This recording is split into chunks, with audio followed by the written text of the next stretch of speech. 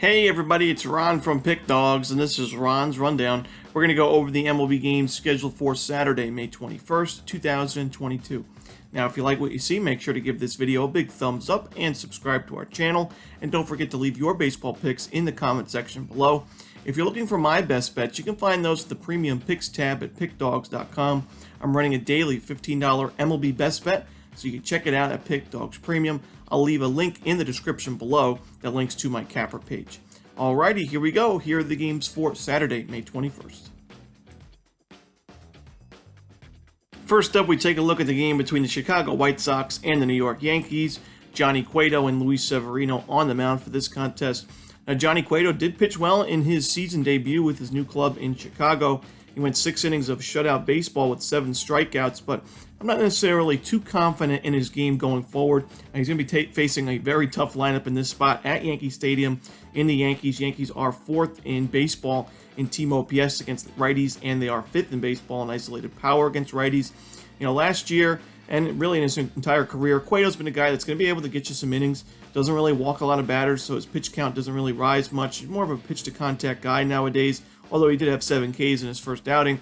But last year, he was in the bottom 11th in expected batting average, bottom 11th percentile, bottom 20th percentile in expected ERA, 22nd percentile in expected slugging. So, you know, I'm not sure he's going to have a great start in this one against such a tough Yankees lineup. And on the other side, I really do like what I've seen from Luis Severino this season.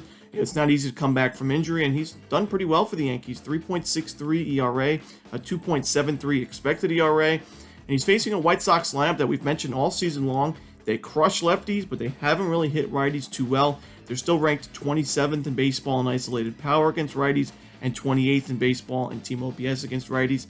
I think Severino goes out and has a strong start.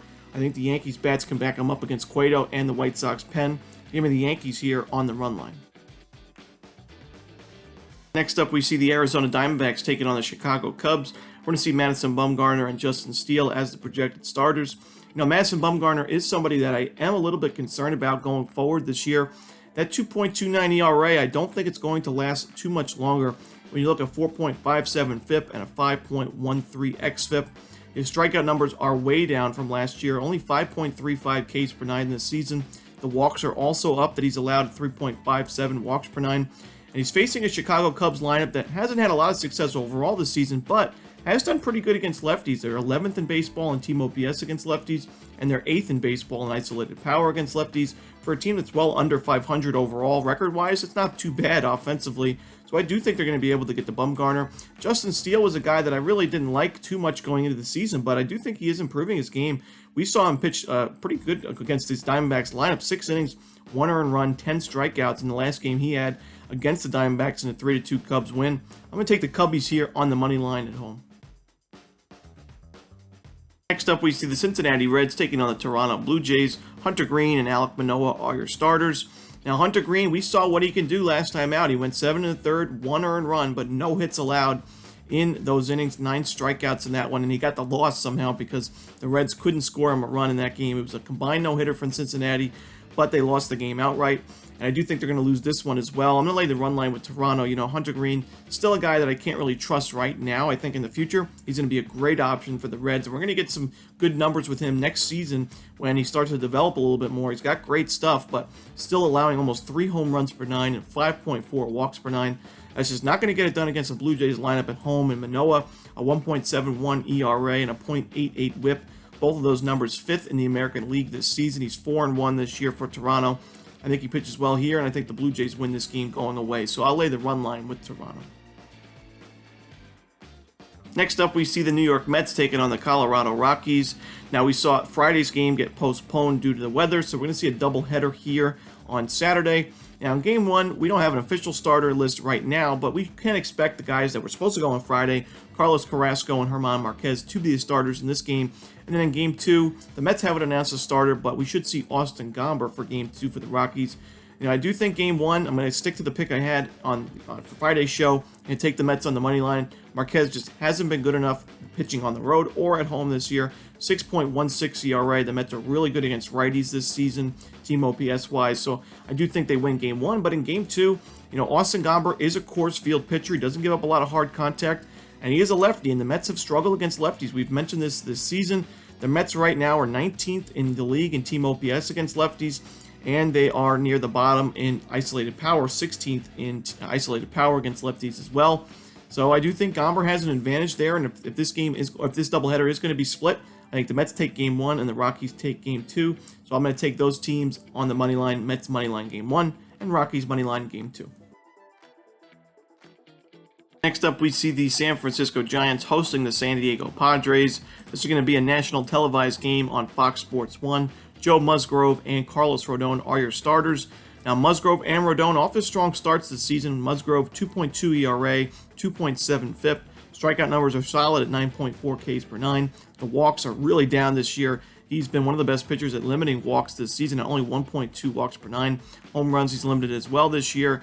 Rodon, strikeout numbers are through the roof, 13.03 Ks per 9. The walks are a little bit of an issue for him, not too much, 3.03 walks per 9, not too bad, but last time out, Rodon faced the Cardinals lineup that really hits lefties hard, and he gave up 10 hits and 8 earned runs, as well as a home run in a 15-6 Cardinals win. It got so ugly that Albert Pujols actually made his way to the mound for the Cardinals in relief, and I do think that against the Padres lineup that's also hit lefties very hard this year. They're ranked 5th in the baseball right now in team OPS against lefties and 4th in baseball in isolated power against lefties. It's really hard to pass up the Padres here. It's such a great price that we're getting. I think Musgrove has been the better starter this season for the most part. I think the Padres have the advantage offensively going up against the lefty in this one. Give me the Padres on the money line as the dog here on the road. Next up, we see the Seattle Mariners taking on the Boston Red Sox. Chris Flexen and Garrett Whitlock are your starters. I do think this is a pitching mismatch that we have in our hands here. Chris Flexen, 4.35 ERA, but a 5.10 expected ERA and a 4.93 FIP this season. He's 1-6 for the Mariners, hasn't really been able to get things going for Seattle this year, and he's coming off a start against the Blue Jays where he gave up 2 home runs. The previous start, he gave up 2 home runs. He's given up at least a homer in 4 of his last 5 outings. At Fenway Park is not usually a good spot for pitchers that give up a lot of homers. And Garrett Whitlock has been really strong for the Red Sox this season with a 2.43 ERA, 37 strikeouts in 29 2/3 innings. I think he's good enough here against Flexen. I think the Red Sox bats can back him up. Give me the Red Sox on the money line. Next up, we see the Los Angeles Dodgers taking on the Philadelphia Phillies. Now, Aaron Nola going for the Phillies in this one. I think he is the unluckiest pitcher in the league so far this season. He's 1-4 with a 3.64 ERA. So obviously, right there, the record is very misleading. 1-4, despite having a pretty decent ERA at 3.64. But I think his numbers are even better than that ERA may suggest. 2.65 expected ERA, 2.73 xFIP this season. Strikeout numbers are above double-digit Ks per 9. That's where you want to see him, 10.53 Ks per 9. The walks, he virtually doesn't give up any walks, 1.72 walks per 9. The home runs at times have been an issue, but really for Nola's career, that's always been there. He's around 1.2 to 1.3 home runs per 9 for Nola's. Pretty standard, but I do think he is pitching a lot better than his record suggests and his ERA. And I know the Dodgers hit righties really well, but I think Nola gets it done in this spot. He pitched well against Los Angeles in the last outing that he had against them. 7 innings, only 2 earned runs with 8 strikeouts. That's exactly what you'll take against the Dodgers anytime you face them. I think it's about time that he grabs a win for Philadelphia. The Phillies are playing better ball lately than we saw them in the beginning of the season. Give me the Phillies on the money line here. In our next game, we see the Atlanta Braves taking on the Miami Marlins. Kyle Wright and Eliezer Hernandez are your starters here. Now, Eliezer Hernandez, we've gone over before. The home run problem is really getting bad right now for him. He's given up at least 1 home run in 4 of his last 5 starts, but he's given up 10 home runs in 33 2/3 innings this season. It's a 6.15 ERA for him and a 1.43 whip. And the last time he faced this Braves lineup, he got rocked. 7 hits, 5 earned runs, 3 home runs allowed. Now, I know the Marlins offense was able to back him up in that spot, but he's facing now Kyle Wright, who shut out the Marlins in his first outing against them. 6 innings, shutout ball with 11 strikeouts against Miami back on April 22nd for Wright. 2.79 ERA that he has this season. 50 strikeouts in 42 innings. He has been sharp for Atlanta. I think the bats back him up, and we're getting a really good price with the Braves in this one. Give me the Braves on the money line. Next up, we see the Detroit Tigers taking on the Cleveland Guardians. Alex Fado and Shane Bieber are your starters. Now, in this one, we're going to see, Alex Faedo, 2.87 ERA. I do think there is going to be some regression in his game just because he's not pitching necessarily like a 2.87 ERA pitcher, but he doesn't have to be in order for the Tigers to compete in this game. Faedo has been able to keep the Tigers competitive in his 3 starts this season, while Shane Bieber, I think, is a little bit overrated. I think that 3.72 ERA doesn't tell the full story. When you look at his last 4 starts, he's given up a home run in 3 of those 4 starts, and he's given up at least 7 base hits in all 4 of those outings as well. The walks have also piled up for him as of late. We know Bieber's going to be able to get some strikeouts, but he's giving up a ton of base runners.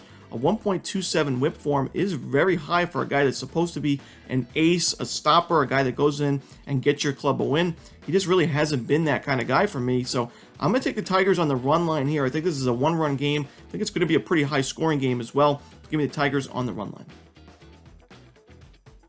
Next up, we see the St. Louis Cardinals taking on the Pittsburgh Pirates. Matthew Liberatore and Jose Quintana are your starters. Now, Liberatore, he was drafted 16th overall in the 2018 draft by the Tampa Bay Rays, a first-round draft pick. Now he's making his major league debut. He did pitch in spring training of this season, only 6 1/3 innings, gave up 3 earned runs, 1 home run, 4 walks, 7 strikeouts. In the minor leagues this year, he pitched in AAA at Memphis for the Cardinals organization. He was 3-3 with a 3.83 ERA, 10.4 Ks per 9, 2.7 walks per 9, and 1.1 home runs per 9. I've really been waiting for his major league debut. I remember hearing about him when that draft took place in 2018, and we know the Rays know good pitching talent. He moved to the Cardinals organization. I do think he's going to have a strong start here. He's facing a pretty weak lineup in the Pirates in this spot. Pirates this season against lefties haven't fared too well, 22nd overall in terms of team OPS against lefties this season, 21st in isolated power. The strikeout numbers are there for Liberatore, and he didn't really walk a lot of batters in the minor leagues this season. In spring training he had some issues, but I think going up against Quintana, who I don't think is pitching nearly as well as his ERA may suggest, I think this is a good spot for the Cardinals, and we're getting a really good price because of the rookie debut. Give me the Cardinals on the money line. Next up, we see the Tampa Bay Rays taking on the Baltimore Orioles. Now we're going to see another opener in Jeffrey Springs for the Rays. In this one, I'm going to see Kyle Bradish for the Orioles, and I got to keep this one short. Although the Orioles are really competitive at Camden Yards, and they've been solid as a dog at Camden Yards this season, this is just not a good spot for him, in my opinion. I think the Rays bullpen is going to shut him down here. Jeffrey Springs is an opener, but he can go about 3 to 4 innings at the most. Last time we saw him go 4 2/3 innings against the Blue Jays, he gave up no earned runs in that game, no walks allowed, only 2 strikeouts, but I do like what I've seen in his game thus far, and Kyle Bradish just not a guy I can back right now. 5.06 ERA. He's given up a home run in each of his first 4 starts this season. Strikeout numbers are there, but when you're giving up homers left and right, the walks have also been an issue at times in his career, and a ton of base hits as well. He's got a 1.36 whip, and I think his ERA is going to go up a little bit more as well. Give me the Rays here on the money line. Next up, we see the Minnesota Twins taking on the Kansas City Royals. Joe Ryan and Brad Keller are your starters. Now, this is one of my least favorite games on the board for Saturday, just because I just don't think there's a lot of value. Joe Ryan's a guy that I really do am optimistic about, and I do think he's going to be a strong starter for the Twins going forward, but I'm not necessarily willing to lay that kind of price with him on the road quite yet in his career. 8.6 Ks per 9, not bad, but nothing that's going to blow me away. A 3.09 expected ERA, but a 4.32 expected FIP, which is a little bit concerning. Brad Keller started off the season really strong, but has struggled quite a bit lately, and he does have a 4.06 FIP. Strikeout numbers are really down for him, only 5.15 Ks per 9 this season. And sure, he's been able to limit walks and home runs thus far, but we have seen recently the home runs start to bite him. In his start against the Rangers back on May 10th, to give up 2 home runs, 6 total runs, 5 of those were earned.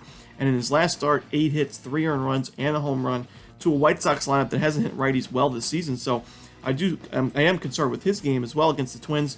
I'm going to take the over here in a lean. I do think both teams get on the board early, but certainly not my favorite game. In our next game, we see the Texas Rangers taking on the Houston Astros. John Gray and Justin Verlander are your starters. Now, man, Justin Verlander doesn't look like he's coming off an injury at all. Doesn't look like he's his age either. I mean, he's 1.38 ERA, is number 2 in the American League right now, and he has the best whip in the American League at .68 this season. Coming off a start against the Nationals with 5 innings of shutout ball, previous start to that one, 8 innings of shutout ball against the Twins.